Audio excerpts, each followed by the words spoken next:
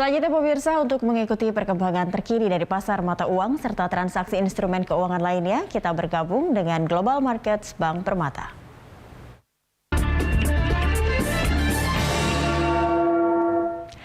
Dan seperti apa pergerakan rupiah hari ini? Untuk membahasnya, kita telah terhubung bersama Chief Economist Bank Permata, Joshua Pardede. Selamat pagi, Mas Joshua. Selamat pagi, Mbak Cakri. Iya, Mas Joshua, ini melihat pergerakan rupiah di pekan lalu tercatat menguat, penguatannya memang 1,7% begitu. Ini apakah rupiah masih memiliki daya tahan untuk terus melanjutkan penguatannya, dan apakah sentimen dari geopolitik Ukraina-Rusia ini juga punya pengaruh yang signifikan terhadap pergerakan rupiah saat ini? Ya, memang kalau kita lihat secara umum di sepanjang minggu lalu itu rupiah dan juga beberapa mata uang Asia lainnya cenderung menguat ya di tengah risk of sentiment yang didorong oleh sentimen dari geopolitik antara Rusia dan Ukraina. Karena di satu sisi memang ini memberikan sentimen negatif khususnya kepada saham di Amerika Serikat karena tadi ada risk of sentiment dan juga mendorong penguatan kepada safe haven aset ya, US Treasury, gold dan juga Swiss franc dan juga Japanese yen. Namun di sisi lainnya harga komoditas pun juga terangkat naik ya karena ada sentimen dari geopolitik tersebut, di mana kenaikan dari harga minyak mentah ini mendorong juga komoditas lainnya, sehingga ini menguntungkan kepada commodity related currency ataupun emerging currency yang ada di Asia, sehingga termasuk juga rupiah yang menguat. Nah, tapi kalau kita lihat di pembukaan hari ini, setelah kemarin memang perdagangan di sesi perdagangan Amerika Serikat cenderung volumenya rendah ya karena libur nasional, tapi kita lihat di hari ini rupiah dibuka melemah ya 35 poin, saat ini di 14.363, dan saya pikir memang ada faktor juga dari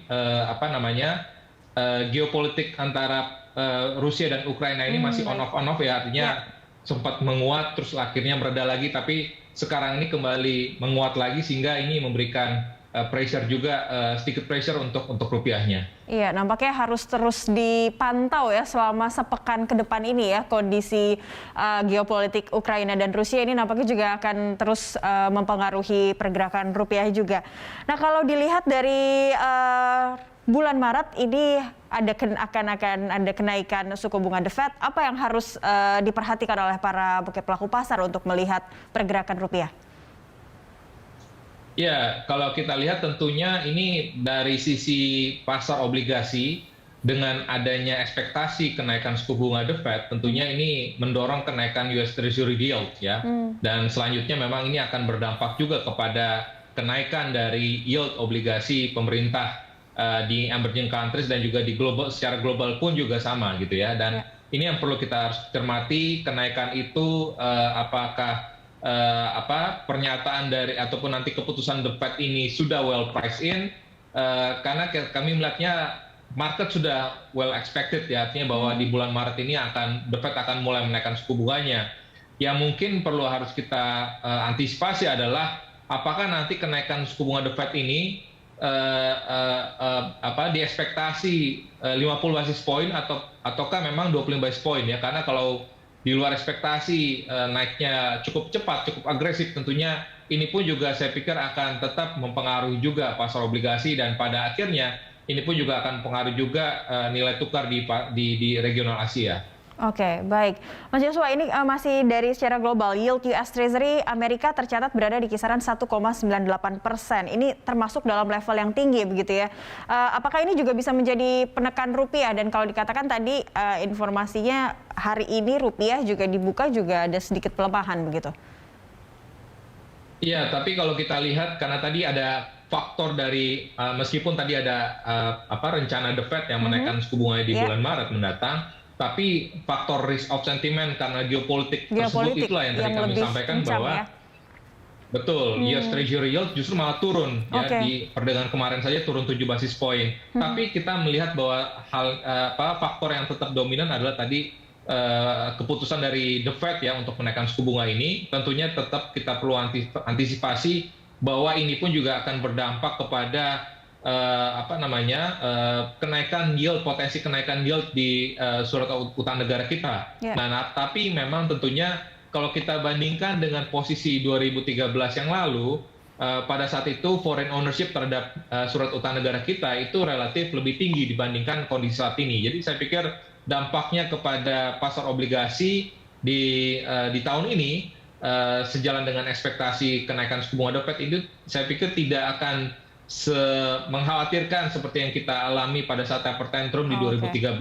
Pada saat itu yield obligasi pemerintah kita meningkat signifikan dan pada akhirnya berdampak kepada rupiah. Dan sejauh ini kami pikir rupiah masih masih cukup steady di kisaran 14.300, 14.400. Masih punya cadangan kekuatan begitu ya. Baik, kalau kita beralih ke pasar obligasi begitu, bagaimana dengan pergerakan pasar obligasi domestik, Mas Joshua?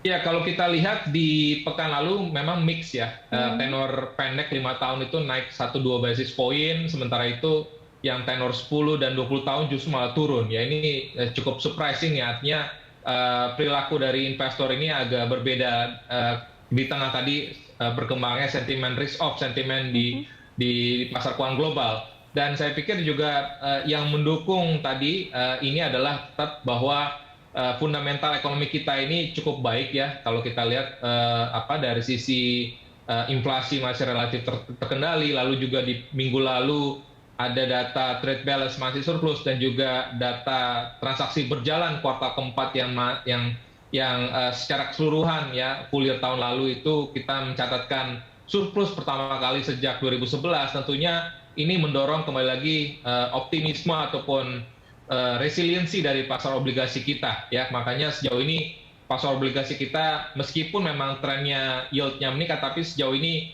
masih di kisaran 6,5% untuk yang tenor 10 tahunnya. Baik, ya Mas Joshua, terakhir ini sentimen apa saja yang Anda lihat begitu ya yang mampu untuk mendongkrak rupiah sepanjang sepekan ini, tapi terlepas kita juga tetap harus mengantisipasi terkait perkembangan geopolitik Ukraina-Rusia. Ya, tentunya fokus dari pelaku pasar global adalah mendekati tadi menjelang FOMC bulan Maret. Tentunya beberapa data ekonomi Amerika Serikat ini tetap akan dipantau terus. Selain tadi perkembangan dari geopolitik ya, dan di minggu ini ada beberapa data yang perlu dicermati. PMI Manufacturing US, lalu juga Consumer Confidence US ya di bulan Februari, dan juga fourth quarter second estimate GDP US. Dan yang di akhir pekan ini ada durable goods order dan juga consumer sentiment ya. Jadi tentunya beberapa data ini akan tetap mempengaruhi dari sisi sentimen di pasar keuangan global termasuk juga di pasar keuangan domestik. Tapi sejauh ini dari sisi domestiknya sendiri kurang lebih data sudah kurang lebih sudah cukup banyak dirilis hingga minggu lalu ya, sehingga di minggu ini memang data dari dalam negeri cukup terbatas, tapi tentunya tadi akan sangat dipengaruhi juga oleh tadi perkembangan data-data ini yang mungkin akan direspon juga oleh para pejabat The Fed dan tentunya tadi terkait dengan geopolitik antara Rusia dan Ukraina. Baik, terima kasih Mas Joshua Pardede untuk informasinya. Salam sehat pemirsa, demikian Chief Economist Bank Permata Joshua Pardede.